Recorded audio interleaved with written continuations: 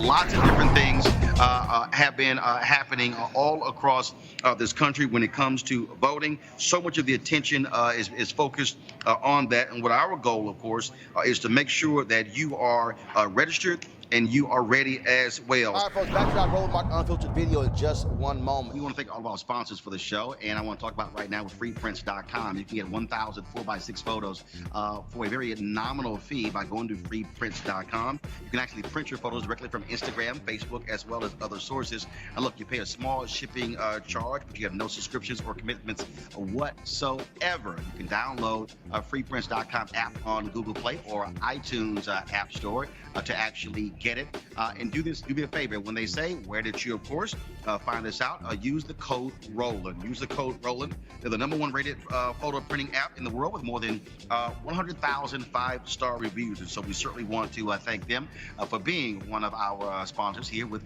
Roland Martin Unfiltered. So go to freeprints.com and again, use the code Roland. Now it's back to your Roland Martin Unfiltered video. Spencer Overton joins us. He's the president of the Joint Center for Political and Economic Studies. Jamal Simmons is the host of Hill.TV Live. And also Rena Shabarar is also joins us as well, political strategist. And say it again, I can't hear. Okay, got it. And also Rashad Robinson, of course, he's the president of Color of Change. Rena, I want to start with you. I made this point earlier to all the Black Republicans who've been on the show.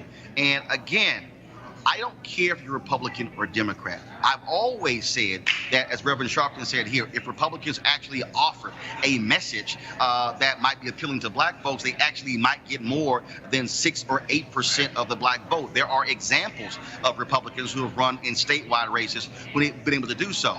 But I've made this point. As long as Republicans continue to suppress the vote and to play these games of keeping black folks and throwing up barriers, they are never going to get black folks to support them. So, Roland, I talk a lot with women about ideology, and I think this will answer the question of where we're at right now. Modern era, let's talk about ideology and what I'm observing with black Republicans. I get a lot of mails from African American Coalition's team. I get a lot of emails, I meant to say, not a lot of mails. But no, there's that too. Hold on, let me just go to the ideology. The problem is that black Republicans are lone foot soldiers in this fight. The ones that are all about MAGA, making America great again. They believe that minorities are winning under Trump. Like I said, I get emails from the RNC with that exact headline saying that minorities are winning under President Trump's policies.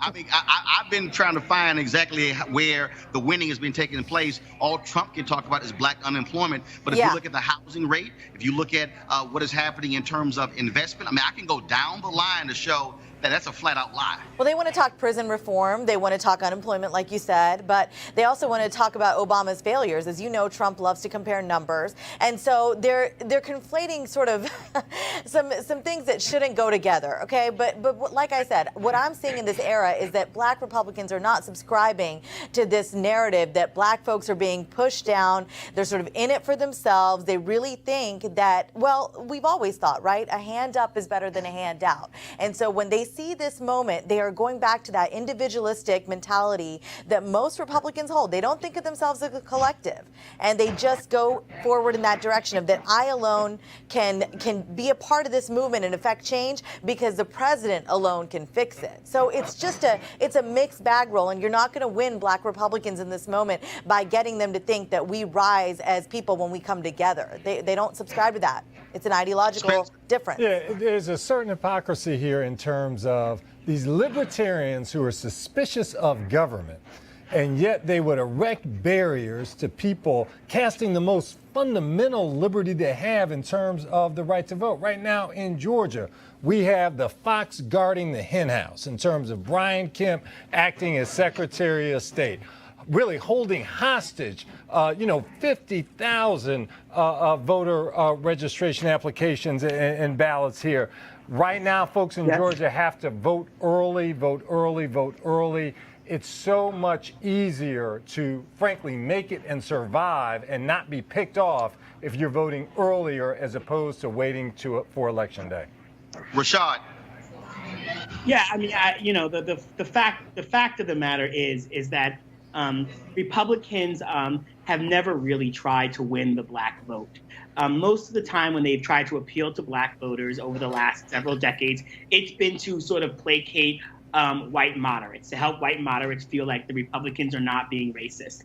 I would love there to be deeper alternatives for black people. I would love there to be accountability so we can push all parties to be accountable to black people. But like you said, Roland, when Republican Party is playing not just candidate but referee in a lot of these elections, are putting their hands on the scale to make things deeply unfair, and you see Republicans, black Republicans, unwilling to push their own party, unwilling to stand up to their own party on these issues. As a person who runs a civil rights organization, you can Google the number of times we have pushed back on the Democrats on a whole host of things, even on some black members of Congress and the CBC, on a whole host of things, time and time again. But when I see Republicans, black Republicans who join the party and then are unwilling to speak up for black people, they say a tremendous amount about who they actually care about, what they actually stand for, and it speaks volumes in terms of the polling numbers and the actual results in terms of black people standing with Republicans.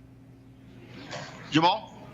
You know, Roland, I've been in politics for a long time, doing campaigns, and one of the things that I've always said to my Republican colleagues, if you guys can figure out how to get rid of the racists, you might be able to appeal to some black people here. Yeah. You know, there's some people in churches I've been to. There's some people who are in business. There's some people who support charter schools. There are a lot of issues where you might find people who are looking for something a little more libertarian, a little bit more conservative, a little bit more pro-business, a little bit more economic entrepreneurship.